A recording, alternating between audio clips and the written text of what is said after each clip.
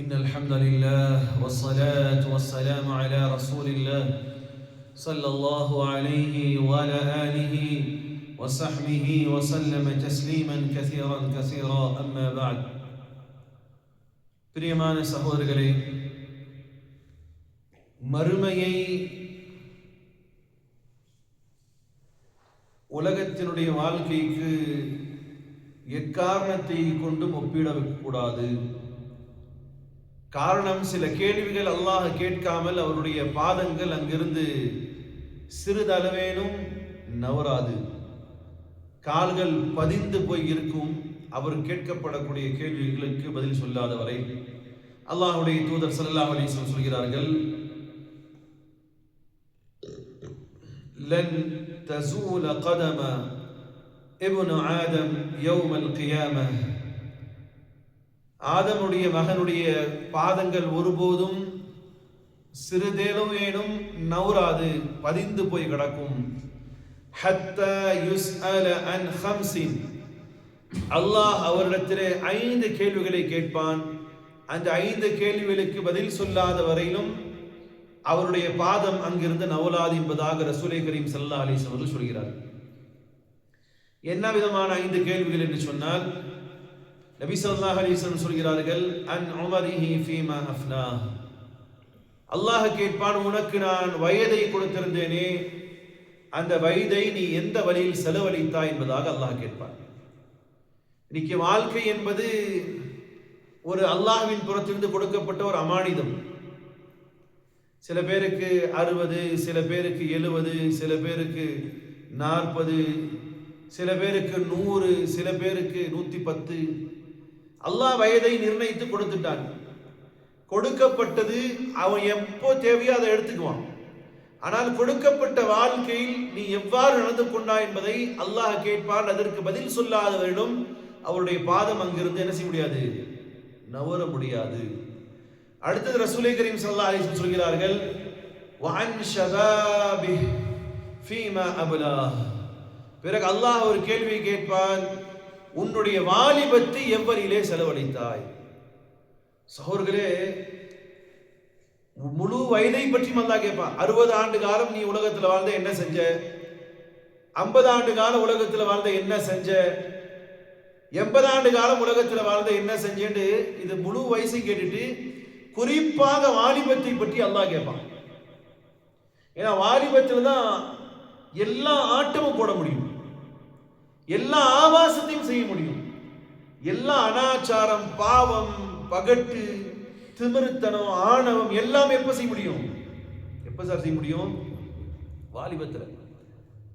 எவன்டா என்ன கேட்பான், யாரா நீ, நான் யார் தெரியுமா, நாங்கெல்லாம் வாலிப பிள்ளைங்க, எங்களை தொட முடியுமா? அந்த வாலிப முறுக்கு அது ஏதாவது செய்து நிப்பாட்ட கூறும். இந்த வாலிபம் இருக்கு இல்லையா, தனக்கென ஒரு ஸ்பேஸை எடுக்கிறதுக்கு படாது பாடுபடும். நான் யாரு தெரியுமா அப்படின்னு காட்டுறதுக்கே முயலக்கூடியதான் இந்த வாலிப பருவம். இப்ப இந்த வாலிப பருவத்தை பற்றி அல்லாஹ் குறிப்பாக கேட்பான். பிறகு ரசூலே கரீம் ஸல்லல்லாஹு அலைஹி வஸல்லம் சொன்னார்கள், ஏன்னா வாலிபத்தில் யாரும் தடுக்க முடியாத ஆக்ரோஷம் இருக்கும், பலம் இருக்கும். அப்ப அந்த வாலிபத்தை பற்றி அல்லாஹ் குறிப்பாக கேட்பான். காரணம், அல்லாஹ் கொடுத்திருக்கக்கூடிய மிகப்பெரிய, சில பேருக்கு அந்த வாலிபம் என்ன செய்யாது, உபயோகிக்கப்படாமல் வியாதியிலே, பல பிரச்சனைகள்ல, கடன்ல திண்டாடக்கூடிய வாலிபம் இருக்கு, முறுக்கெடுத்து திரியக்கூடிய வாலிபம் இருக்கு. ஆனால் அதே வாலிபம் அவர் அல்லாஹ்வுக்காக உபயோகித்தால், 2வது வரை. அடுத்து அல்லாஹ் 3வது கேள்வி கேட்பான், வஅன் மாலிஹி மின் ஐன இக்தஸப ஃபீமா அன்ஃபக். அல்லாஹ் அடுத்தது 3வது 4வது கேள்வி ரெண்டுமே ஒண்ணுதான், ஒரே இதில் அல்லாஹ் கேட்கிறான். வஅன் மாலி, பொருளாதாரத்தை பற்றி அல்லாஹ் கேட்பான். இந்த உலகத்தில் ஹலாலும் ஹராமும் சேர்ந்தோ பிரிந்தோ தெரிந்தோ தெரியாமலோ சேகரிக்கக்கூடிய எல்லா களங்களும் இருக்கு. பேங்க்ல போட்டு வச்சிருக்கோம், வட்டி வருது, யாருக்கு தெரிய போகுது? வியாபாரம் செய்யறோம், கலப்படம் செஞ்சு வைக்கிறோம், யாருக்கு தெரிய போகுது? வியாபாரம் செய்யறோம், பொய் சொல்லி ஏமாத்தி வியாபாரம் செய்ய யாருக்கு தெரிய போகுது? ஆனால் அல்லாஹ் கேட்பான், நாளை மறுமைதான்ல, நீ எவ்வளியிலே பொருளாதாரத்தை சம்பாதித்தாய், சம்பாதிச்சிட்டீங்க, ரைட்டு, எவ்வளியிலே செலவழித்தாய் அதுவும் சொல்லணும். எந்த வழியில ஹலாலான முறையில் சம்பாரிச்சியா அதுக்கும் பதில் சொல்லும். செலவழித்தது ஹராமான வழியில் நீ செலவழித்தாயா என்பதை பற்றியும் அல்லாஹ் கேட்பான். ஹலாலான முறையில் செலவழிச்சியா, ஹராமானது இல்லையா, ஹலாலால சம்பாரிச்சியா, ஹராமால சம்பாரிச்சியா. அடுத்தது அல்லாஹ்வின் தூதர் ஸல்லல்லாஹு அலைஹி வஸல்லம் சொன்னார்கள், வமாதா அமில ஃபீமா இல்ம், உனக்கு கல்வி கொடுக்கப்பட்டதிலிருந்து நீ என்ன அமல் செய்தாய், நீ கற்றுக்கொண்டதன் பிரகாரம் என்ன அமல் செய்தாய் என்பதாக அல்லாஹ் ரப்பல் இஸ்ஸத் நாளை மறுமை தினத்திலே கேட்டு அதற்கு பதில் சொல்லாதவர்களும் இந்த ஆதமுடைய மகனுடைய பாதங்களை செய்யாது. அங்கிருந்து நவுலாது என்பதாக ரசூலுல்லாஹி ஸல்லல்லாஹு அலைஹி வஸல்லம் சொல்ல, கல்வி கற்பது ரொம்ப ஈஸி, ஆலிம் பட்டம் வாங்குறது ரொம்ப ஈஸி, ஹாஃபிஸ் பட்டம் வாங்குறது ரொம்ப ஈஸி, அறிஞர் என்ற பட்டங்கள் வாங்குவது ரொம்ப ஈஸி, டாக்டரேட் பட்டம் வாங்குறது ரொம்ப ஈஸி. ஆனா கற்ற கல்வியின் பிரகாரம் அது தனக்கும் தன் சமூகத்திற்கும் பலனளிக்காமல் இருந்து விட்டால் அது அல்லாஹ் இடத்துல செய்யணும், பதில் சொல்லியா. கற்ற இல்மின் பிரகாரம் அமல் செய்வது கட்டாயம். ஒருத்தர் எல்லாம் தெரிஞ்சுக்கிறார், குர்ஆன் ஹதீஸ் எல்லாம் படிச்சிருக்காரு, ஆனா அவர்கிட்ட அமல் இல்லாட்டி அவர் கற்ற கல்வியை பற்றி மறுமை நாள் அல்லாஹ் கேள்வி கேட்பான் என்பதாக ரசூலை கரீம் ஸல்லல்லாஹு அலைஹி வஸல்லம். இதை ஒவ்வொன்றா எக்ஸ்பிளைன் பண்ணணும் நேரம், குறிப்பா வாலிபத்தை பற்றி மட்டும் சொல்லி முடித்துக் கொள்ளலாம் நினைக்கிறேன். சகோதரர்களே, அல்லாஹ்வுடைய தூதர் ஸல்லல்லாஹு அலைஹி வஸல்லம் சொன்னார்கள், வாலிபம், இந்த வாலிபத்திலே தவறுகள் செய்வது என்பது இயல்பு. அப்படி தவறு செய்த ஒரு வாலிபன் அல்லாஹ்விடத்திலே பாவ மன்னிப்பை தேடுவானேயானால் 1000 வயதானவர்கள் பாவம் செய்து பாவ மன்னிப்பை தேடுவதை விட அல்லாஹ்வுக்கு ஒரு வாலிபன் தவறு செய்து விட்டு, அதுக்காக தப்பு செஞ்சு தப்பிச்சுட்டே இருக்குல்ல, தப்பு செஞ்சு மன்னிப்பு கேட்கும்போது இதுக்கப்புறம் என்ன செய்வானே, தவறை செய்ய மாட்டேங்கிற இடத்துல கேட்கணும்.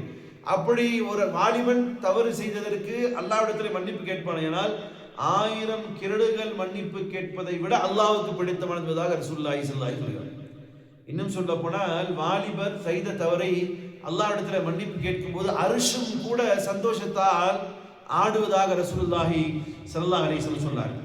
ஆக பிரியமான சகோதரர்களே, வாலிப காலத்திலே யாருடைய உள்ளம் அல்லாஹ்வுடைய இல்லத்தோடு லைத்து இருக்குமோ, எப்போ தொழுகை டைம் ஆகும் என்பதாக பார்க்கிறார் வாலிப வயசுல. இதே சில வாலிபர்கள் என்ன செய்வாங்க, எப்போ ஃபோன் எடுக்கலாம், யார் கூட சேட் பண்ணலாம், யார் கூட பேசலாம், எப்போ டைம் ஆகும், என்ன ஹராமான காரியம் செய்யலாம், எப்போ டைம் ஆகும் 6 மணிக்கு மேலே சரக்கு அடிக்க போகலாம், எப்போ டைம் ஆகும் கேர்ள் ஃப்ரெண்டு கிட்ட பேசலாம், எப்போ டைம் ஆகும், இப்படியாக நினைக்கக்கூடிய வாலிபர்களுக்கு மத்தியிலே எப்போ டைம் ஆச்சு என்னுடைய தொஹர் தொழுகைக்கு போகணும், எப்போ டைம் ஆச்சு என்னுடைய அசருடைய தொழுகைக்கு போகணும், எப்போ டைம் ஆச்சு என்னுடைய மகரின் தொழுகைக்கு போகணும், டைம் ஆச்சு நான் இஷா தொழுகைக்கு போகணுங்கிற அந்த பள்ளிவாசலோடு இந்த வாலிப வயசுல யாருடைய எண்ணம் பள்ளிவாசலோடு ஈடுபட்டு இருக்குமோ, ரசூலுல்லாஹி ஸல்லல்லாஹு அலைஹி வஸல்லம் சொன்னார்கள், மறுமையிலே மிகப்பெரிய கஷ்டத்திலே மக்கள் எல்லாம் ஆழ்த்தப்படும் பொழுது அல்லாஹ் அந்த வாலிபத்தை மட்டும் அடைத்து அரசினுடைய நிலையிலே நிப்பாட்டி அவனுக்கு சொர்க்கத்தினுடைய வாக்குறுதி கொடுப்பான் என்பதாக ரசூலுல்லாஹி ஸல்லல்லாஹு அலைஹி வஸல்லம் சொன்னார்கள். ஆக பிரியமான சகோதரர்களே, வாலிபம் என்பது அல்லாஹ்விடத்திலே இருந்து கிடைக்கப்பெற்ற ஒரு அமானிதம். இந்த வாலிபத்தை அல்லாஹ்வுடைய வழியிலே செலவு செய்யும் பொழுது அதுவே அல்லாஹ்வுக்கு பிடித்தமானது.